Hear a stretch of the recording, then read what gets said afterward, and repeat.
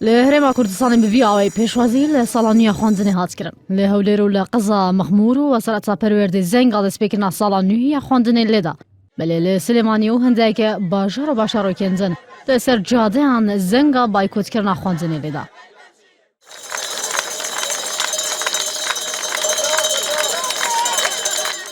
لپشتی باش خواستنه سر انجام و وزارت پرورد زنگ آدس بکرنا ای سالیا خواندنی لدا. وزیر پروردی جراگاند بایکوت کردن چهار سریا پرزگریکان ناکه. مامۆستایانی بەڕێزی خۆشەویستی کوردستان ئێمە لەگەڵ ئێش و ئازارەکانی ئێوە داین بەڵام ئێمە لەگەڵ بایکۆتکردنی خوێندنگا و قوتابخانەکان نین لەگەڵ بایکۆتکردنی پەروەردە نین لەبەرەوەی بایکۆتکردن چارەسەری کێشەکان ناکاتن. جیاواز لسنور پارێزگەهێ هەولێر و دهۆک دیکەم ڕۆژە دەستپێکردنا ساڵانویە خواندنێدا تو قوتابخانەیەک و خواندنگەیەکی سلێمانی و گەرمیان و ڕاپەڕین و هەڵابجە بە ڕێ خوێندکاراندا ناتن بکردن بەلکووە مامۆستان لە شوونا هۆڵین خوێندنێ بەرێ خۆدان گۆڕاپانان و بۆ نیشاندانە نەڕازیبوونی لە دژی بەردەوامی هەڵگرتنا موچەی.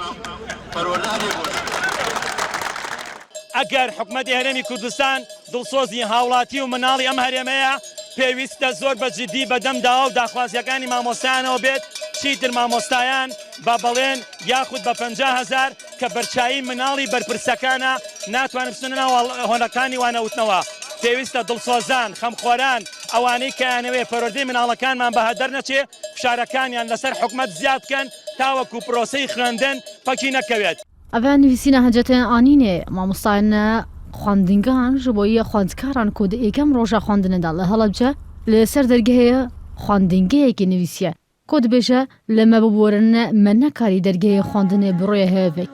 Erweha di êkem roja xwendinê de li Silêmanî û Helepçe û germiyan û raperên û çemçemal li derbendî xemşare zûr pêncûyên. Em mamosteyane baykota holên xwendinê kir û di hindekê li wan deveran xirvebûn jî encam da. لە 27 مانگ ئێمە جیاواز لە شوێنەکانی تر لە ڕانی ئاڵای بایکۆتمان هەڵکردووە و پابندین بەو بایکۆتە و بەردەوام دەبێت تا ئەو کاتەی حکوومەت دەتوانێت وەڵامێکی مقنعی داخوازەکانی مامۆستایان بداتەوە. بەردەوام دەبین لە بایکۆت و هەڵوێستی تون دەگرینە بەر سەرجەم ڕێگاکان دادەخەین و ڕێگە نادەین تانکەرە نەوتیەکان و سامانی وڵات بەرەو دەرەوەی هەرێم ببن.